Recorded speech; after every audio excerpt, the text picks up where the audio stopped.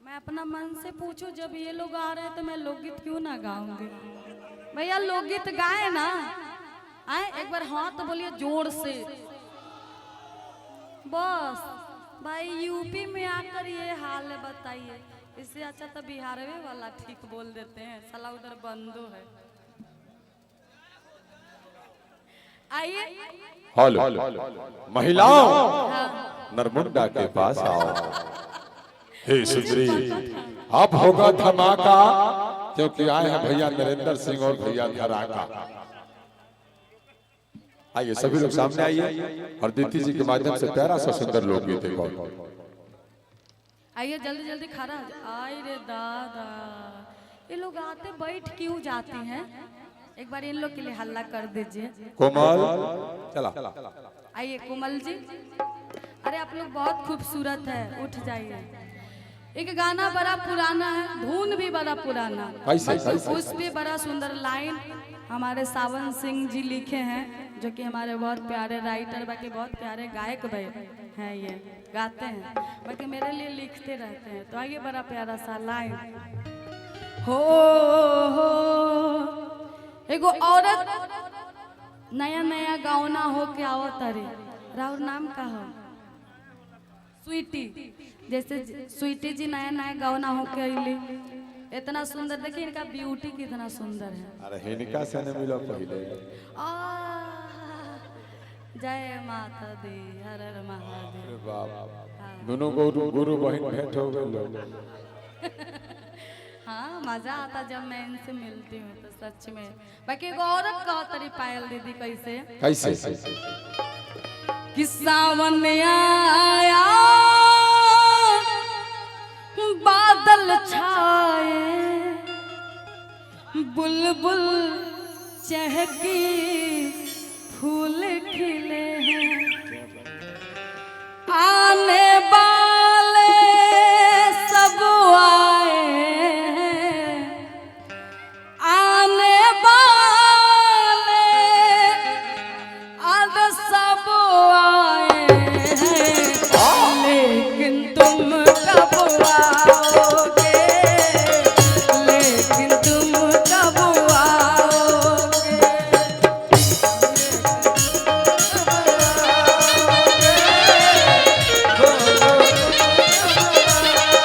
राजन भैया, बाकी औरत बड़ी सुंदर भाव में बताओ तरी कहो तरी काहे पायल दे दे कैसे जल्दी से गाड़ी धके आ जाए राजा,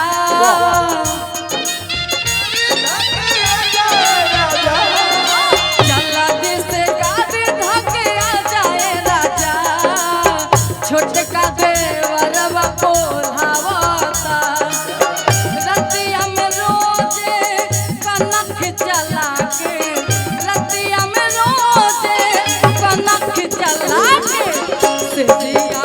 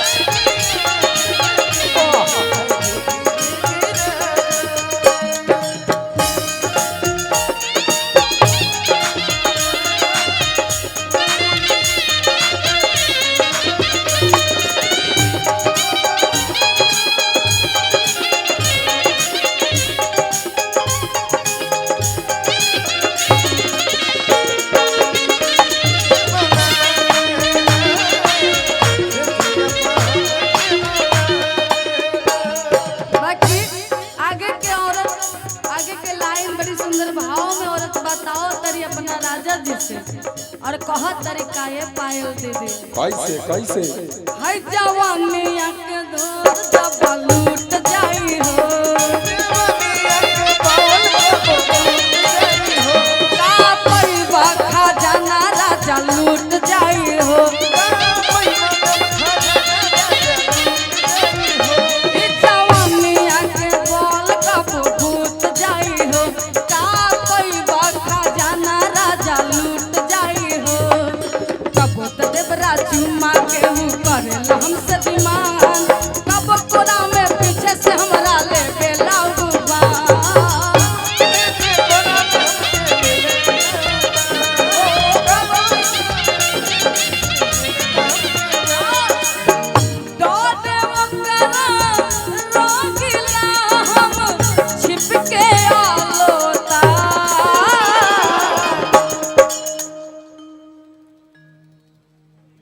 भैया सूत भी नहीं का आँख खोले। हैप्पी सिंह जी की तरफ से बहुत सारा प्यार आशीर्वाद पुरस्कार बहुत बहुत धन्यवाद। जय माता दी। हरे पायल हैप्पी भाई की तरफ से ले लो। क्या बात कि डाल वकरा रहिला हम छिप के आलोता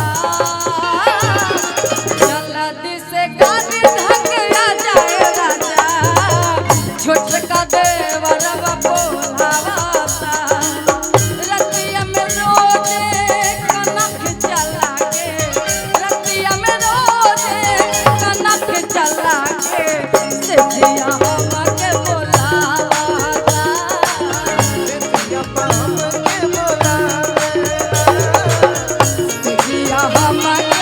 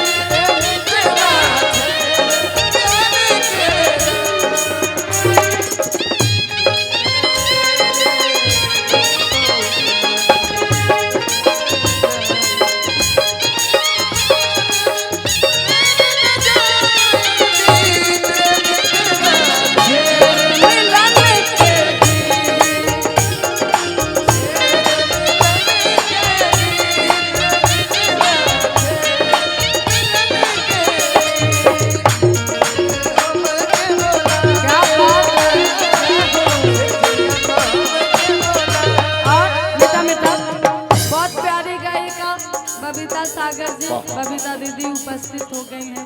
बबीता जी का आगमन हुआ। एक बार जोरदार ताली बजा के स्वागत करेंगे सभी लोग। बाकी बड़ी सुंदर भाव में आगे औरत बताओ तरीका हरदम गंदा गंदा हमारा से बात करेला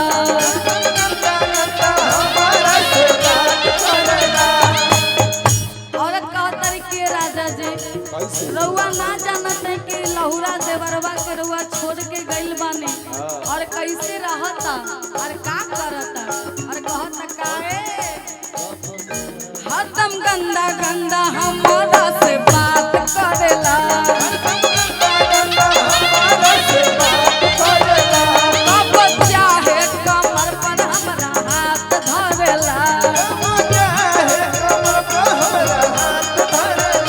हरदम गंदा गंदा हमारा से बात करेला कब चाहे कमर पर हमरा हाथ धरेला कहेला सावन सैया हमर बात ले रउआ मान नाता माहुर खा के अदिति दे दी अपन जान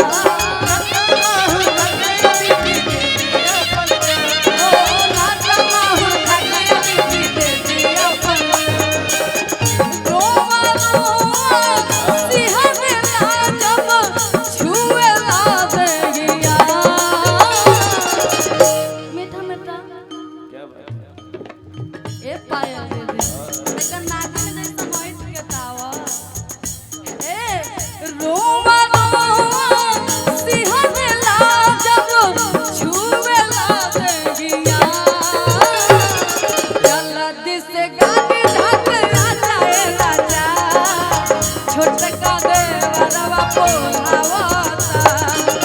रतिया में रोजे कनक चला के रतिया में रोजे कनक चला के से जिया